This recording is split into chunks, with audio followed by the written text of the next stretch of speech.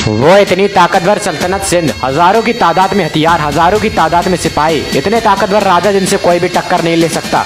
लेकिन अफसोस वो सल्तनत और राजा एक 17 साल के लड़के मोहम्मद बिन कासिम को नहीं रोक सके, जिसने पहली बार हिंदुस्तान की जमीन पर इस्लाम के परचम को लहराया। मोहम्मद बिन कासिम जिन्होंने राजा दाहिर से जंग लड़ी थी, और इस वजह से लड़ी थी क्योंकि राजा दाहिर ने अपनी बहन से शादी कर ली थी। जब ये बात मोहम्मद बिन कासिम को पता चली तो मोहम्मद बिन कासिम अरब से एक लड़की की इज्जत बचाने के लिए हिंदुस्तान में दाखिल हुए और उन्होंने 712 ईस्वी को हिंदुस्तान की सिंध को फतह किया। सिंध को फतह करने के बाद मोहम्मद बिन कासिम ने ऐसा अदल इंसाफ कायम किया कि जब वो जा रहे थे तो हिंदुस्तान के लोग रो रहे थे। लेकिन आज खुद मुसलमान लिबरल लोग मोहम्मद बिन कासिम को लुटेरा बता रहे हैं। अगर एक लड़की की इज्जत बचाना लुटेरा बनना है तो बेशक मोहम्मद बिन कासिम एक लुटेरा था, लेकिन उसने जो काम 17 साल की उम्र में कर दिखाया था उसे करने के लिए लोगों को सदियां लग जाती हैं। ये ताकत थी उस वक्त के मुसलमानों की कि एक 17 साल के लड़के ने पूरी सिंध और राजा दाहिर को घुटनों पर लाकर खड़ा कर दिया था।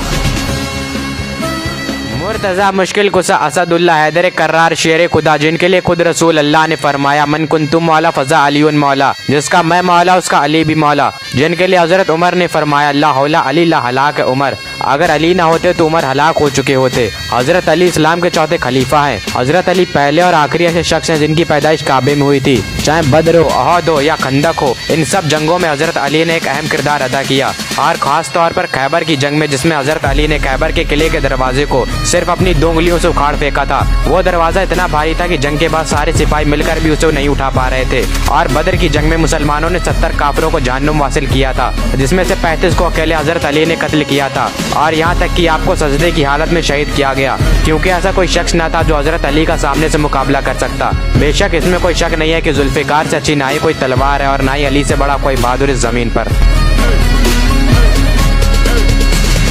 महमूद गजनवी वो जाबाज और बहादुर मुस्लिम बादशाह जिसने हिंदुस्तान की जमीन पर मुस्लिम हुकूमत कायम की और आलम इस्लाम को फैलाया। महमूद गजनवी इस्लाम का पैगाम लेकर हिंदुस्तान की जमीन पर आए। दोस्तों, महमूद गजनवी से पहले भी मोहम्मद बिन कासिम सिंध में मुस्लिम हुकूमत कायम कर चुके थे, लेकिन हिंदुस्तान की जमीन पर जिसने मुस्लिम हुकूमत की जड़ें मजबूत की वो महमूद गजनवी थे। दोस्तों, महमूद गजनवी बचपन से ही बहुत बहादुर, दिलेर और होशियार थे। वो हर जंग में अपने वालिद के साथ रहते थे। दोस्तों, महमूद गजनवी को दीनी तालीम में भी महारत हासिल थी। उन्होंने अपनी पूरी जिंदगी इस्लाम के लिए कुर्बान कर दी। दोस्तों, महमूद गजनवी वो पहले बादशाह थे जिन्होंने अपने नाम के आगे सुल्तान लगाया। इसी के बाद मुस्लिम हुक्मरानों ने अपने नाम के आगे सुल्तान लगाना शुरू कर दिया था। महमूद गजनवी की सल्तनत बेहद बड़ी थी। उनकी सल्तनत में Afghanistan, Iran, Uzbekistan, Tajikistan, Pakistan और हिंदुस्तान जैसे मुल्क आते थे। लेकिन अफसोस की बात यह है कि आज महमूद गजनवी को एक लुटेरा बताया जा रहा है।